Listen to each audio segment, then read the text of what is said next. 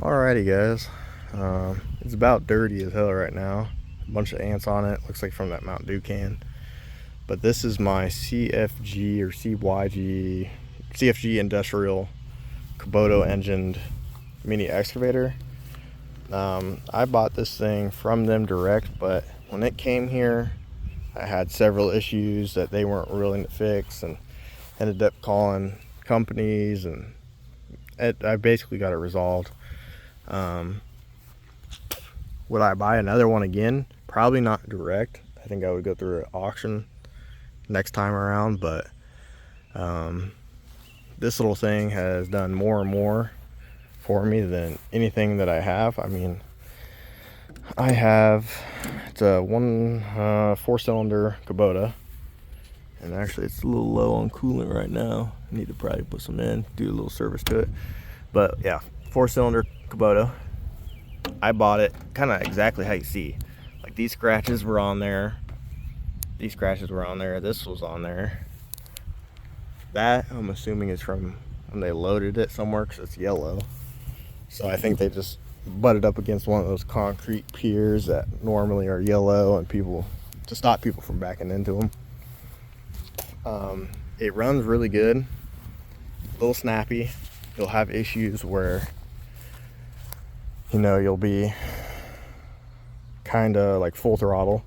So essentially you'd be full throttle, here, and it becomes so snappy that it's almost uncontrollable. It'll like slam you around, and it's not really that fun of a ride. So in this video, you'll see me kind of throttle down about halfway, or even a little bit lower than halfway, and you can hear the pumps kind of struggling a little bit, but I'll adjust and then probably go about halfway. That seems to be the most ideal area for, I guess, performance and suitability, if you will, because you just can't get slammed around in that.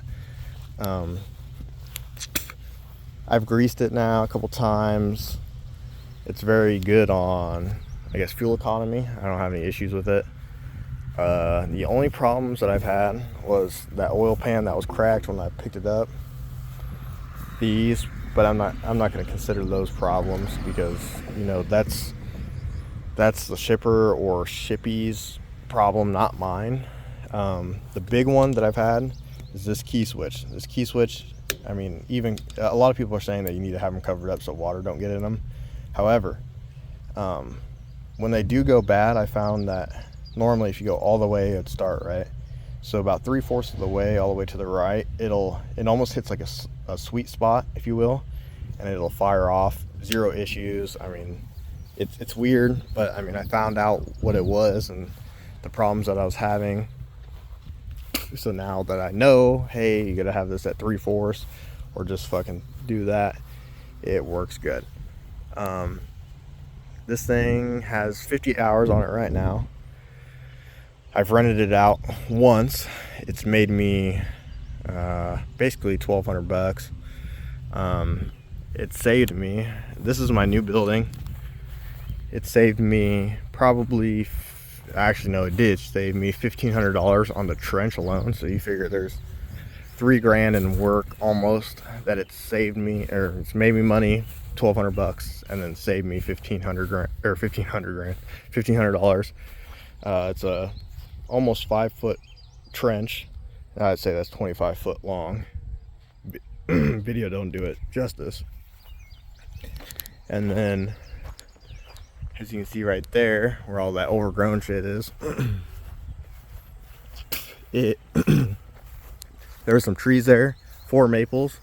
They're pretty tall. I would say maybe about 3/4 of the height of this tree. Cut those down, dropped them, used the mini excavator, grabbed them with the bucket, and then sectioned them off. You can see that my grade here is completely trash right now. I had a telehandler for my building, and in me using that telehandler, I got an upgrade. And when I got that upgrade, it was what was it? I think it was maybe 12,000. No, it was more than that. Maybe 15 or 17,000 pounds. So when I came out here, it was slightly wet. I rented it for one day, but it was a Friday, and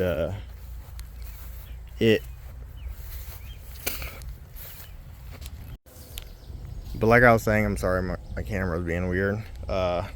It made all these ruts, and I've cleaned up some of them back here. It will do some stuff like that. Like I have an excess of dirt here that I could use to clean up the ruts, but the problem with it is it's pretty fucking slow.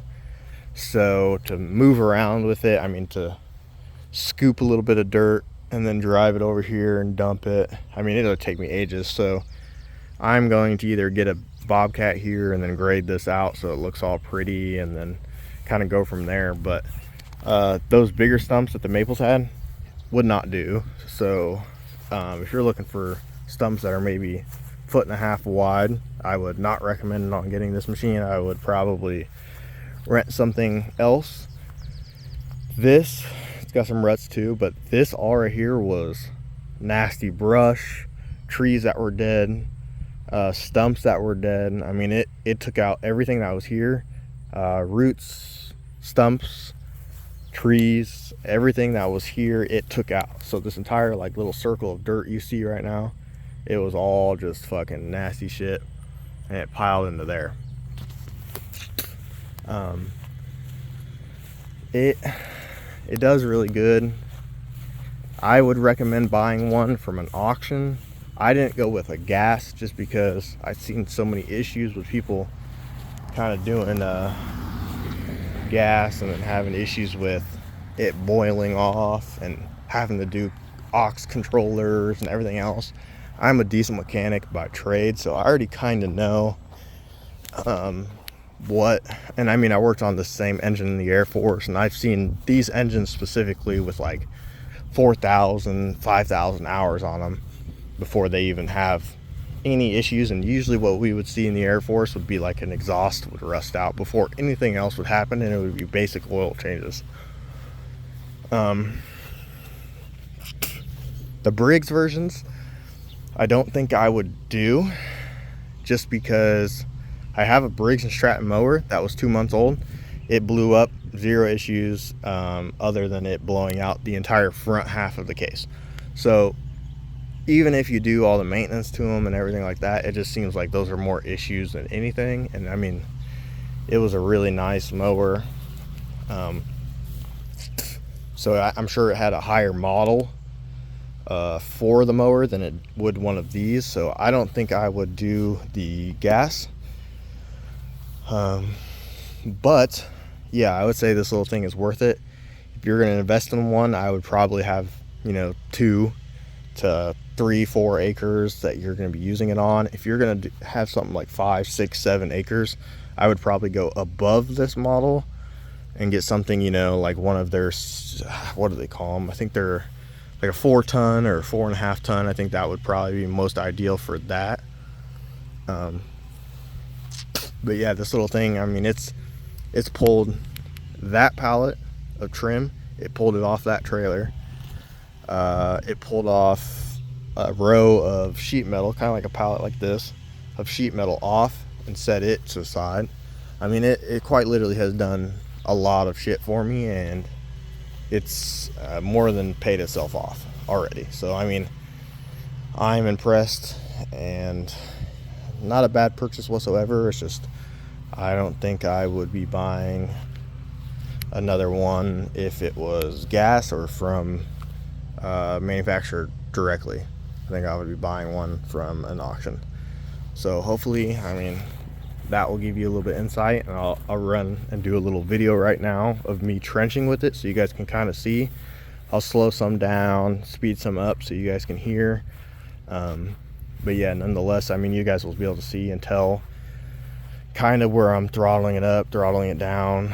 I'll do a little, probably 5-minute segment of it slowed down, and then I'll do the rest of it sped up. So from here on out, you'll see nothing but me trenching with that over there, and you guys can do a little bit of judgment if you guys want. Comment below and I can give you some insight, kind of tell you what needs to be changed.